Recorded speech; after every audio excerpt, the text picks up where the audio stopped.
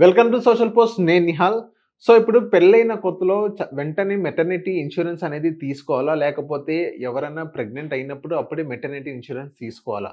దీని గురించి మాట్లాడడానికి ఫినాన్షియల్ ఎక్స్‌పర్ట్ మధు గారున్నారు. సార్‌తో మనం మాట్లాడదాం. Hello sir. Welcome to social post. Hello Nihal garu. Sir, ఇప్పుడు కొత్తగా ఒక జంటకి పెళ్లవుతుంది. సో, పెళ్ళైన వెంటనే మెటర్నిటీ ఇన్స్యూరెన్స్ అనేది తీసుకోవాలంటారా? లేకపోతే ప్రెగ్నెన్సీ అనేది కన్ఫర్మ్ అయిన తర్వాత మెటర్నిటీ ఇన్స్యూరెన్స్ అనేది తీసుకోవాలంటారా? సార్, ఇప్పుడు మనం ప్రెగ్నెన్సీ అనేది ఎప్పుడవుతుందనేది తెలియదు. కాకపోతే ఇట్స్ ఏ నోన్ రిస్క్ అనమాట.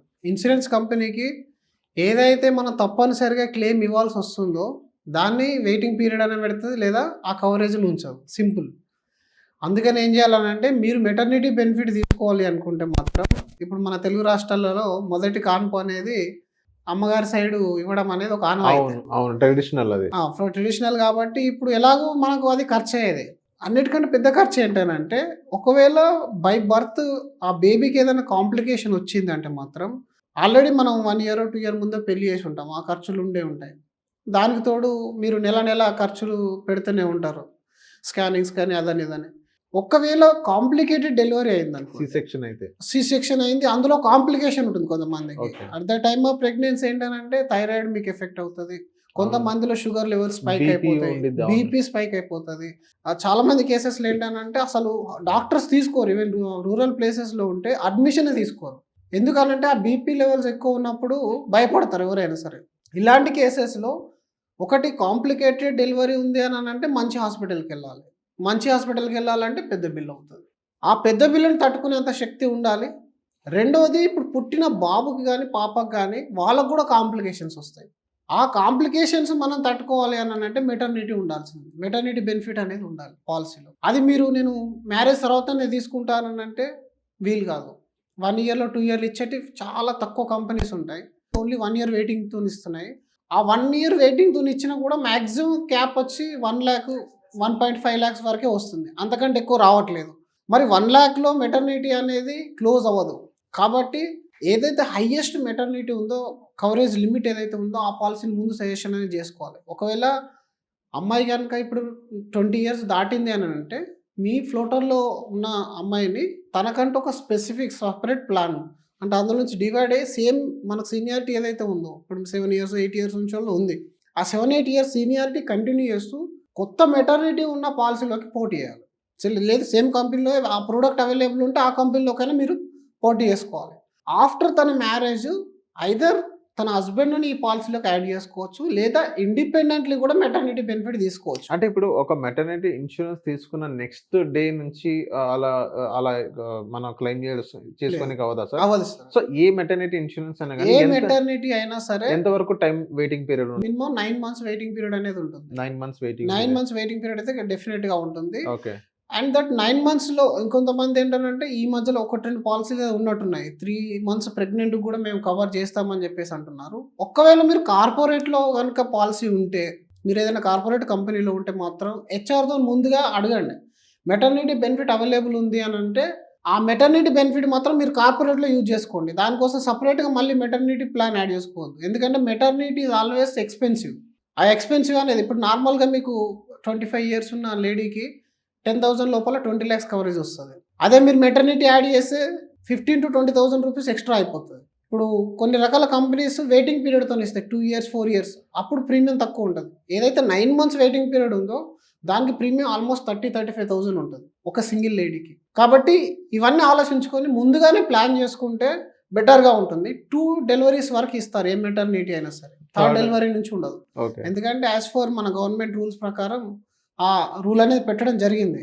2 ముగ్గురు వద్ద అని ఒక కొటేషన్ ఉండే ఇంతకు ముందు. ఆ ప్రకారంగా 2 డెలివరీ వరకు ఇస్తారు. అండ్ సమ్ అష్యూర్డ్ చూడండి, ఏ కంపెనీ ఎక్కువ ఇవ్వగలుగుతుంది, సమ్ అష్యూర్డ్ 1 lakh ఇవ్వగలుగుతుందా, మెటర్నిటీకి 2 lakh ఇవ్వగలుగుతుంది, దట్ ఈస్ మోర్ ఇంపార్టెంట్. దాని తర్వాత ఇంకొక పెద్ద క్రిటికల్ విషయం మీరు ఆలోచించాల్సింది, బేబీకి day 1 కవరేజ్ ఇస్తున్నారా, 15 daysకి ఇస్తున్నారా.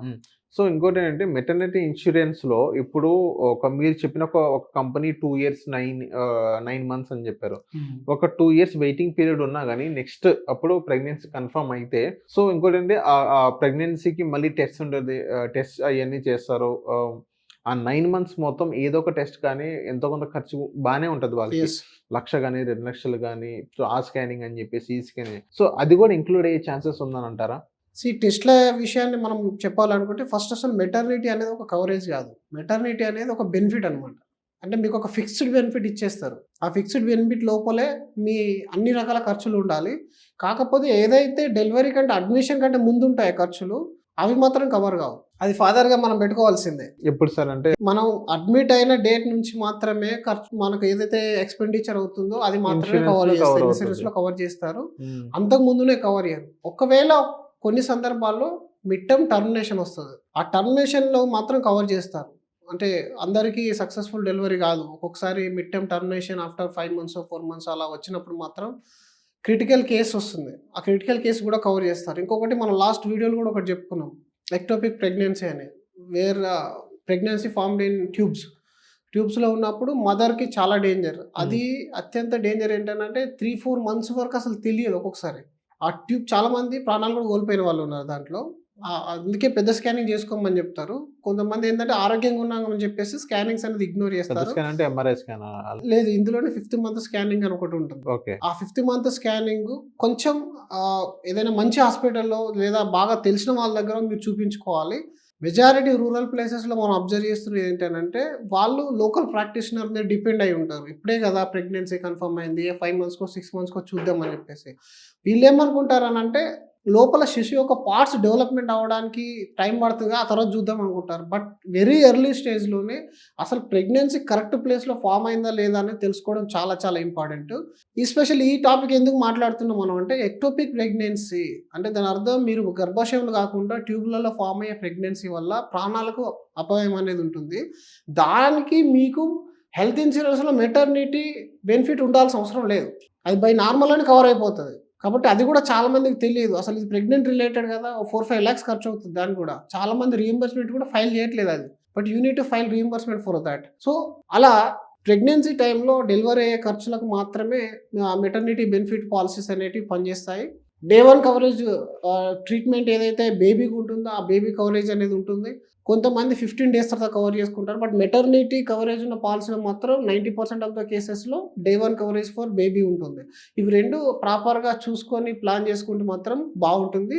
దీని తర్వాత సెకండ్ డెలివరీకి అంటే ఫస్ట్ డెలివరీలో ఏదైనా కాంప్లికేషన్ వస్తే అసలు ఇన్స్యూరెన్స్ ఎలిజిబిలిటీ కూడా పోవచ్చు ఒక్కొక్కసారి. అందుకని మీరు అట్‌లీస్ట్ ఇన్స్యూరెన్స్ అయితే తీసుకోండి. అందులో మెటర్నిటీ ఉండడమా లేదా అనేది తర్వాత విషయం.